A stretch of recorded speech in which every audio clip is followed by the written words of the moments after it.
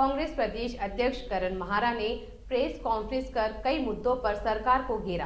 कांग्रेस के प्रदेश अध्यक्ष करण महारा ने कहा है कि कांग्रेस की भारत जोड़ो यात्रा को लेकर भाजपा घबरा गई है। भारत जोड़ो यात्रा को रोकने के लिए सुनियोजित तरीके से कोरोना के नाम पर भारत जोड़ो यात्रा को रोकने के लिए माहौल बनाया जा रहा है।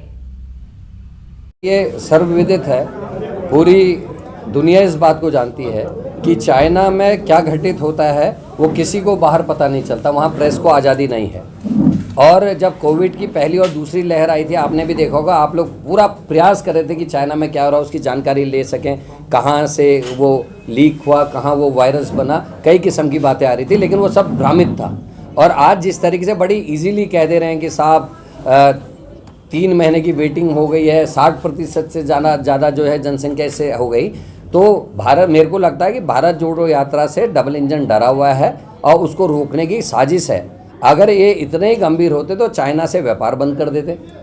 अगर इतने ही गंभीर थे तो चाइना की जो हमारी वायु वो है, हमारा आवागमन है हमारा, उसको रोक देते, हवाई सेवा को रोक देते। पर ऐसा कुछ नहीं हो रहा। सामान लगातार आ रहा है, वहाँ से बिल्टियाँ लगातार आ रही हैं, कंटेनर्स लगातार आ रहे हैं, शिप्स लगातार आ रहे हैं और हमारे जहाज़ों का आना जाना वहाँ लगातार बना हुआ है। तो एक मात्र और मात्र राहुल गांधी से का डर है और इनके जो प्लानर्स हैं उन्होंने, मेरे को लगता है, ये प्लानिंग की है कि किसी तरीके से राहुल गांधी जी की यात्रा को रोक सकें। और सौभाग्य कहूँगा कि सुल्टे साइड का पुल टूटा। अगर कहीं ये दूसरी तरफ को जहाँ और क्रैक्स हैं वो टूटा होता तो निश्चित वहाँ बसासत है, लोगों की दुकानें हैं, घर हैं, अगर वहाँ करा होता तो शायद कोई कैजुअलिटी भी होती और इसमें भी कुछ लोग बचे हैं बाल बाल। तो और उससे पहले भी जो सोंग नदी में जो हुआ है उसका आपको संज्ञान लाना चाहता हूँ। आदरणीय नेगी जी जो उस समय हमारी जिला पंचायत सदस्य थी, उन्होंने चिट्ठी लिखी है कि ये खतरा है, पुल टूट सकता है। उसके बावजूद भी ना तो अधिकारियों ने, ना मंत्री ने, ना सरकार ने कोई संज्ञान लिया और वो पुल टूटा, उसमें लोगों की मृत्यु भी हुई जिस दिन पुल टूटा। आप सब इस बात की जानकार हैं। और उसके बाद जब उन्होंने लिखा था पत्र, ये लिखा था 25-30 लाख रुपए में बंदे बन सकते हैं, इसको रोका जाए। अब पुल टूटने के बाद एक तो पुल की जो बनी हुई लागत थी उसका नुकसान हुआ और 3 करोड़ रुपया भी और लगा है केवल अप्रोच रोड बनाने में और बंदे बनाने में। तो ये जो राजस्व का नुकसान सरकार को हुआ है, इसके लिए जिम्मेदार सरकार के उन कर्मचारी अधिकारियों को जिन्होंने जिला पंचायत सदस्य के द्वारा लिखी गई कार्रवाई पर कार्रवाई नहीं की, अन्य लोगों के उस पर नहीं की गई, उनके खिलाफ कार्रवाई होनी चाहिए और उनकी रिस्पॉन्सिबिलिटी फिक्स की जानी चाहिए।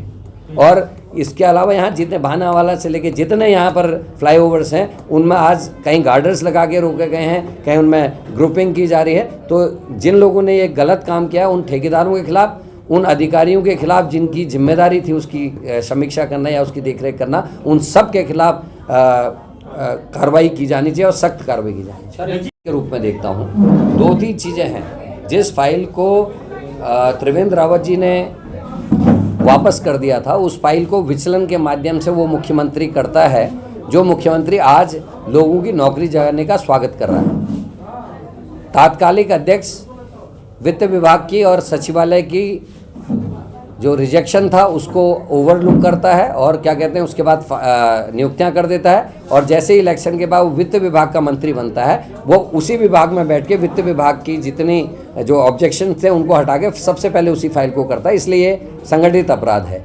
और केवल 16 और 21 के लोगों के ऊपर कार्रवाई क्यों, जब कोटिया रिपोर्ट में ये साफ कह दिया कि जिस दिन से नियुक्तियां हैं उस दिन से भाई भतीजावाद भ्रष्टाचार है और आरक्षण के मुद्दे को नहीं रखा गया है, के मामले को नहीं देखा गया है, तो ये निश्चित तौर पे गलत है। और नौकरी वालों को क्यों, जिन्होंने नौकरियां गलत तरीके से दी उनके खिलाफ कार्रवाई होनी चाहिए। और जिन जिन राजनेताओं ने अपने परिजनों की नौकरी विधानसभा में इस तरीके से लगाई है, उनके नाम सरकार को सार्वजनिक करने चाहिए। एक ही केस नहीं, ऐसे अनेकों केस हैं और भी हम लेके आएंगे। भिक्या सेन का भी एक केस है, इसी तरीके का एक केस है। बीजेपी अपने कार्यकर्ताओं को इस तरीके की मदद करती है। कई लाख का वो लोन था जिसमें केवल 1 या सवा लाख रुपया जमा किया गया, उससे बाद 10 साल से उसमें पैसा नहीं डाला जा रहा था। उनको सरकार लगातार बचा रही थी। और जो ये फैसला हुआ है, जो आप कह रहे हो कार्रवाई हो रही, ये कोर्ट के आदेश पर हो रही है और कोर्ट को इसमें आना पड़ा। जो काम सरकार को करना चाहिए था, कोर्ट को इंटरवीन करना पड़ा, जो बहुत ही दुखद है।